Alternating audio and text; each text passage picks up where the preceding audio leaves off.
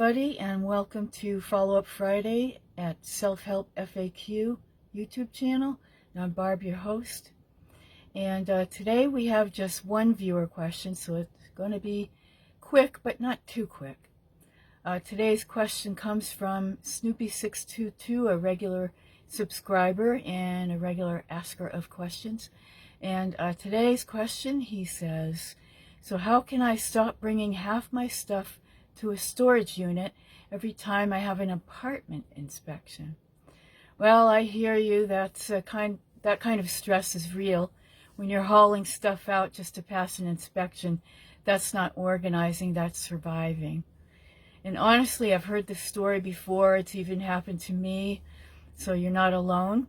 This happens when our home becomes so overloaded with just-in-case items, duplicates, unfinished projects, and we just run out of space to breathe. And so really the problem is not the inspection, it's that your stuff has outgrown your space.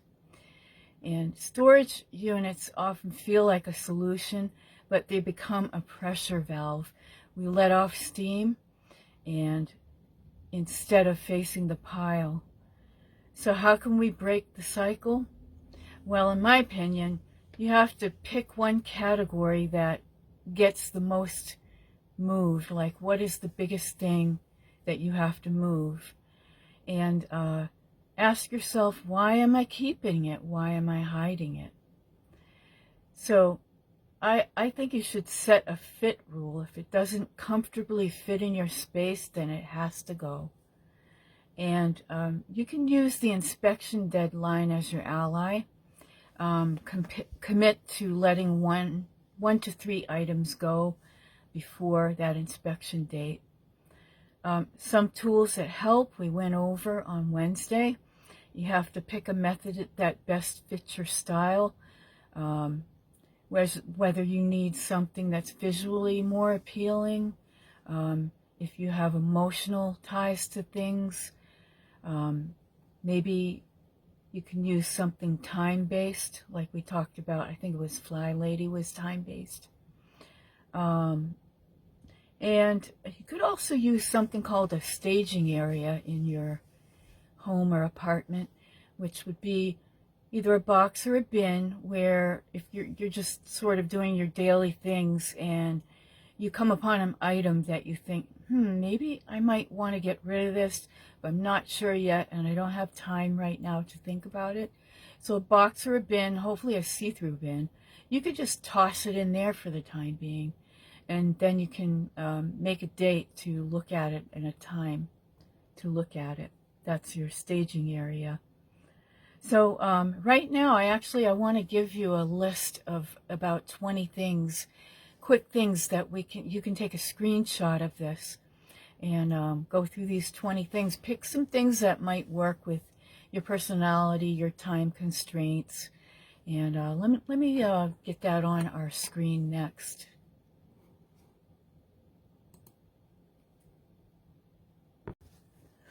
Okay, so here's the sheet that I made up with the 20 helpful hints. I know it looks small, so I'm going to blow it up in a minute, but you can take a screenshot now and probably work with that, making it bigger in your own way. But for right now, let me start to zoom in. And sometimes it's not that easy. Yeah, that's a little bit better. At least I can see it myself. So the first one is use the word "would you buy it again" test. If not, let it go. In just a minute. You can try a 3-month holding zone. If you don't use it, don't keep it. That was the staging area I think I was talking about. Or just have a zone in one of your rooms. Okay, tackle one category at a time, which means clothes or papers or gadgets. Apply the fit rule. If it doesn't fit comfortably, it doesn't stay. You can declutter daily, remove 1 to 5 items a day. Set a timer. Just 15 focus minutes can make a dent. Use the 1 in, 1 out rule. That's one I think I'm going to do. So you maintain balance by releasing as you acquire. Because I know I'm not going to stop buying books. So I'll have to get rid of a book before I buy one. And next one, photograph sentimental items. Keep the memory, not the bulk. You can invite a friend to help. Fresh eyes and moral support go a long way. Celebrate small wins. Track your progress visibly. Ask, why am I hiding this? Especially for items shoved in closets before inspections. Use clear storage bins. If you can't see it, you forget it. Downsize multiples. Keep your favorite or 2 favorites and let the backups go. Store items where they're used. Avoid duplicates across rooms. Avoid just-in-case thinking. If you haven't needed it in a year, you probably won't. Use a decluttering method that fits your personality, like KonMari, minimalist games, a zone method like Fly Lady. Make it a habit. Pair it with something you already do, like your morning coffee. So if you're having your morning coffee in a certain room, you could do some decluttering when you're having your coffee. Keep donation bags ready. Make it easy to offload items regularly. Track what goes to storage. If you never miss it, you don't need it. And as I had said before, label a staging area in your home. Things to be dealt with at a certain time when you have the time. Now, I know we talked about things that you could take yourself, like to Goodwill and places like that. But sometimes you're just too busy and you just don't have the time to go to these places. And it would be nice if someone could come to you and pick up your things, pick up your junk, if you want to call it that.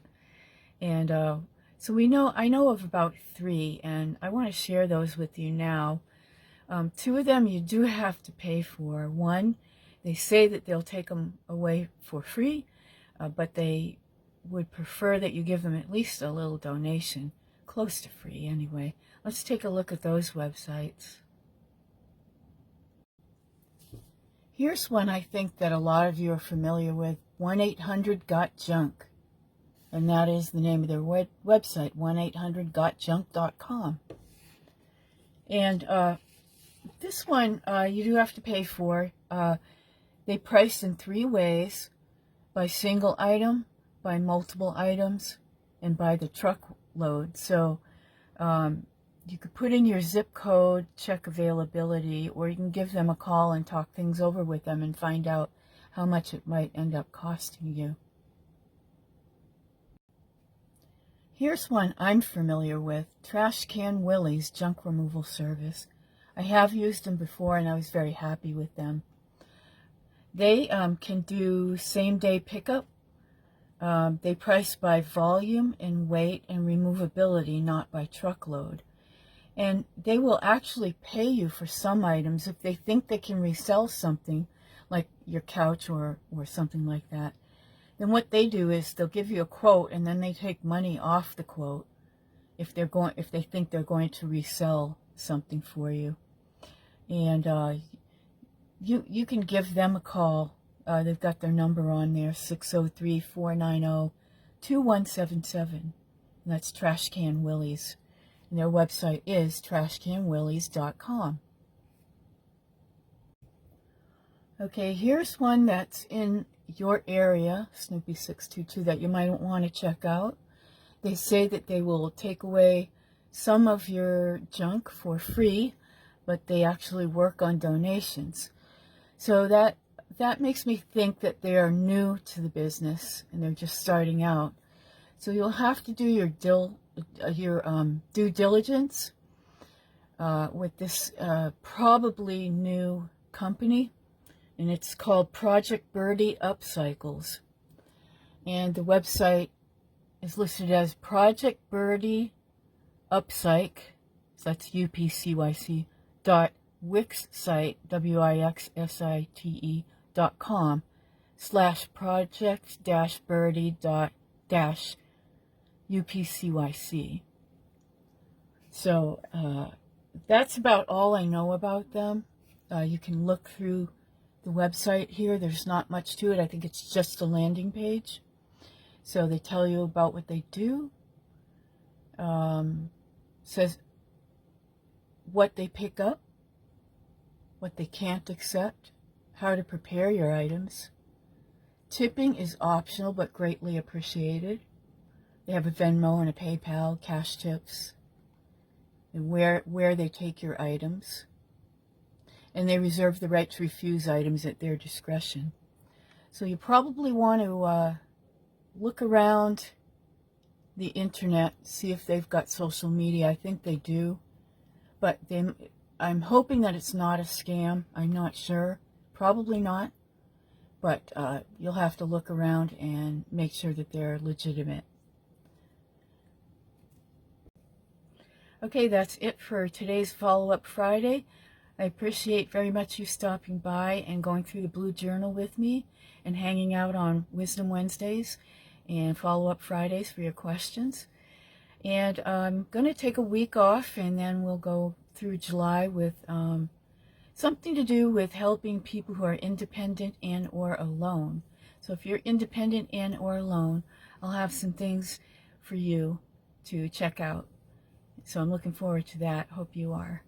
And please check the description box below for any links that I might have, a membership link, link to the book, link to anything that I talked about today. And hope to see you next time in about a week. And thanks a lot for joining. We'll see you next time. Bye for now.